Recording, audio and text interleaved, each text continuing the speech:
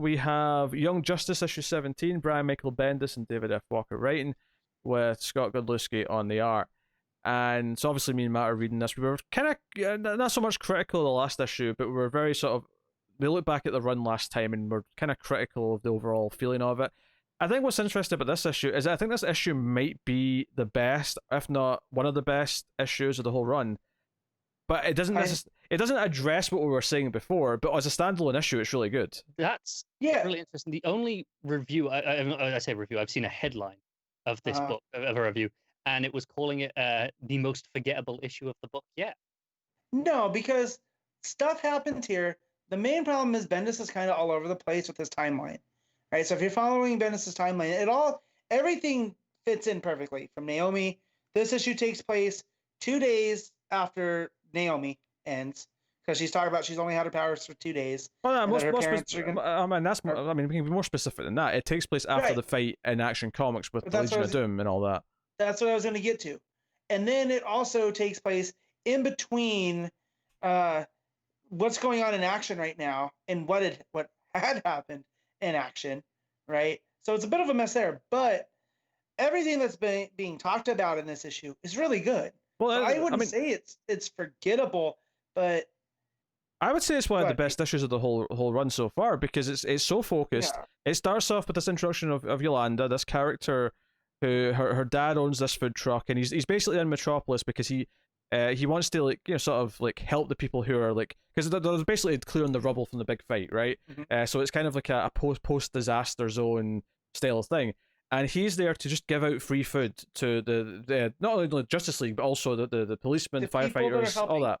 And because that's what you do in Metropolis, you help, and that's a thing. So Yolanda is kind of tasked with giving out the water. She has to create a water, and she goes out into the rubble, and it's basically all from her perspective as she watches different members of the Titans, the Young Justice and the Justice League interact. So we have a little bit of Superman and Connor. We have Wonder Woman and Cassie.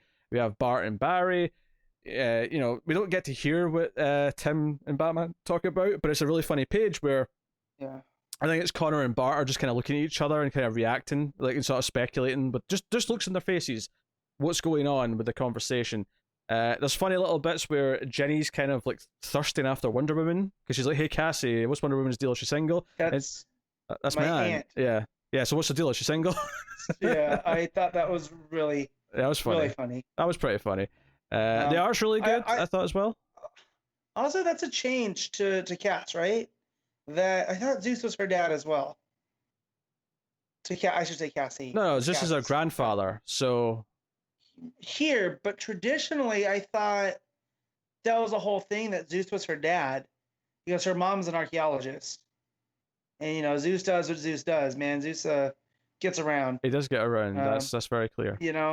So, but I did like that. If it is a change, I like here that she calls Wonder Woman Auntie Diana, which I thought that's a nice touch there, and it shows because even though we haven't had Cassie at all, right?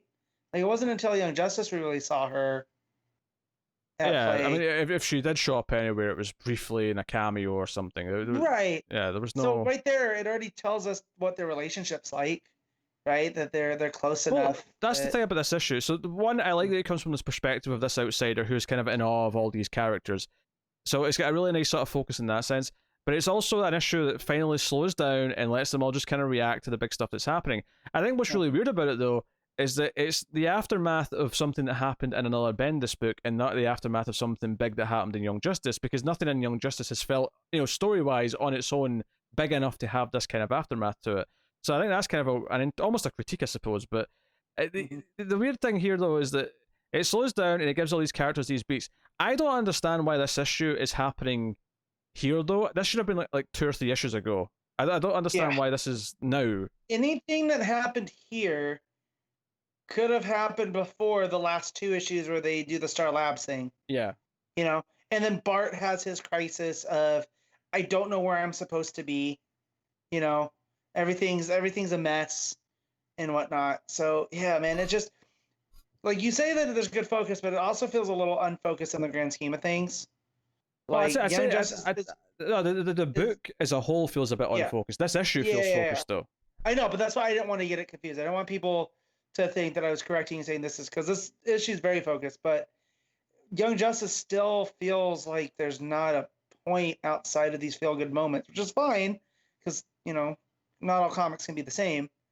And there's a lot of really good feel good moments here, like with Bart and Barry, and they go into the Speed Force to have their conversation, and as they're going through, you know, that feels really nice. And then Cassie and Wonder Woman, and you know, just their little thing here, and I you also see Teen Lantern interacting with John Stewart, which is really cool. yeah, you know? it's just kind of like in it's the foreground rather than the background, but you don't get to see Right. what it is, but you get to see them interacting. And I like Right. that when Bart is like told by Barry, "Hey, you're kind of in the moment. Like enjoy what you have. This family of characters." And he looks over Right. at the rest of Young Justice, and I like that Naomi was included in that lineup. You know, because it's Naomi plus the rest of the main team, which maybe implies to me that Naomi might become a permanent member at some point down the line. But so here's the weird thing that I'll say is that I'm not actually like none of my problems that we were talking about last issue have been dealt with, and I'm still concerned that next issue I'm going to have a lot of the same problems again, going back to the Bart mystery and all that, and the whole run feeling a bit unfocused and feeling like it's not really got a direction. I think this issue on its own, like this could have a good run around it. It could have the run that we have around it. I think this issue on its own works quite well for what it's doing. Again, I think that perspective of having someone who's not a hero kind of looking up to them is fairly well done. And then it ends with her, becoming an intern at the Hall of Justice and meeting the Wonder Twins, which was a neat That's little really cool touch. Yeah. Yeah.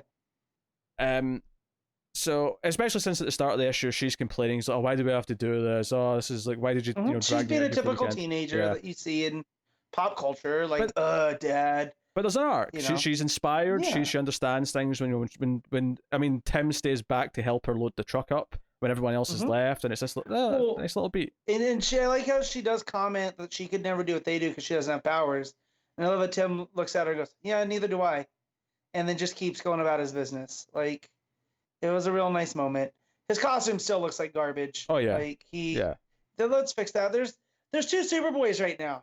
There's no reason why he can't be Robin at the same time as Damian. Yep. There's really none. Like, come on, man.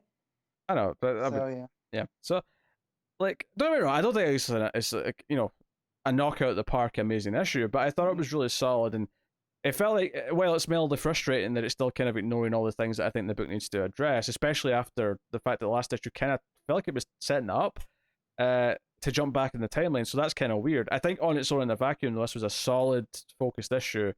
Dealing with the awe of these characters, but the actual problems with the book as a whole aren't alleviated because of it, unfortunately. No, I was a little bit annoyed when I got to it and I saw it was this type of issue that was going to go around to them, because I want it to be refocused on what is this book's, like, as lame as this is going to sound, what is its mission statement? Like, is it meant to have these moments like with Yolanda, and we see how Young Justice inspires, the younger people? Because I feel like that's what Wonder Comics was supposed to be about, with Naomi and the Wonder Twins and Dial H, right? It was all about them being this focal point for other young people. But Young Justice is like they've jumped around the multiverse, and it just feels aimless. It feels aimless. I want to know what Bendis wants to do with this book. Because again, he has a timeline. Like, he's threading this into his Superman timeline, for lack of a better term. That all of his books fit into. But Superman feels like it's got a purpose. It feels like he's got some sort of grand plan there, and it feels like that when you're reading it. It feels like it's always got a point and a purpose. I feel like this book, he's using the characters from it to tie into it whenever it's convenient to do so. But it doesn't necessarily feel like this book on its own has much of its own direction. No. And as a result, it does kind of feel like it feels supplemental. I wouldn't even go that far. It feels just kind of, because for the most part, it's maybe doing its own thing. It's just kind of, I don't know. It feels like a whiff of a thing. Bendis on Young Justice sounds like such an exciting concept. Yeah. But 17 issues in, it's not the sort of Bendis run we were hoping for in this book. I almost wish you just handed over to Walker, or just get a plotted by. Because I'd love to see what Walker do, because I really enjoyed his Power Man and Iron Fist. Yeah, it's him, right? Yeah. So that was fun until it was forced to tie into a bunch of Marvel BS. So I'd like to see what he would do with these young heroes, unchained from Bendis's name, you know.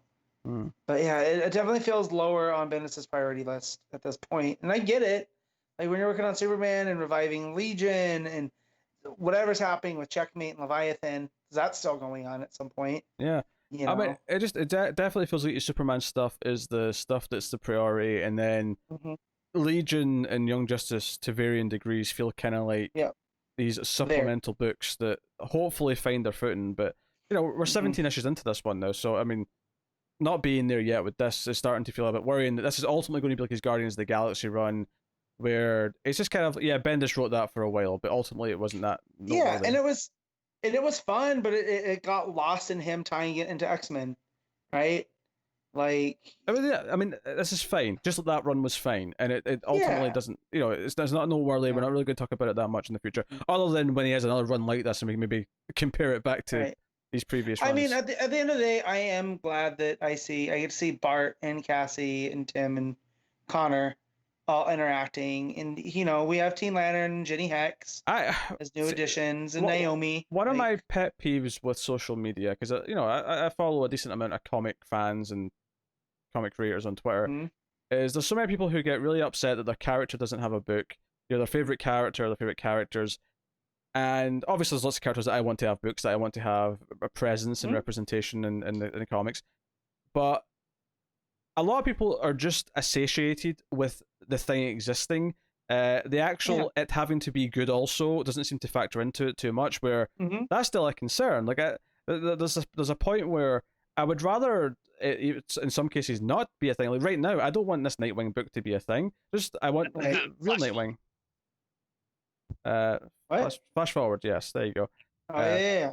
So I think it's worth saying that just because the thing exists, it doesn't necessarily mean it's the version of the thing that we actually want or deserve. Or no, but at the same point, this is not on those levels of some of this other stuff. Like.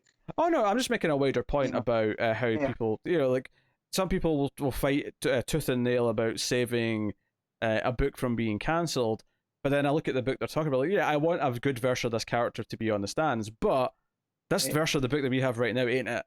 Like it ain't good. Yeah. No, and I get that, because like, man, I miss all my other lanterns right now. Sure. So like I get it, but at the same time, I'd rather have a good book, a good Jess book with Guy popping in there from time to time. Yeah. Than just have one to have for the sake of having one. And just to sort of sum that up, I'm not saying Young Justice is that bad, because it isn't, but it's definitely not as good as the Young Justice book that I want. Right. So. Right. Well, and it's like this. We're lucky that we're getting Cass, Batgirl character. Kane. I was drawing a blank in Batman and the Outsiders. So that's where we're getting both. For a few that book's issues. enjoyable to read, and she's getting used. You know what I mean? Yeah, for a few issues more. Yeah. Yeah. So there you go. Anyway, what are you giving Young Justice? I'm gonna give this a 7.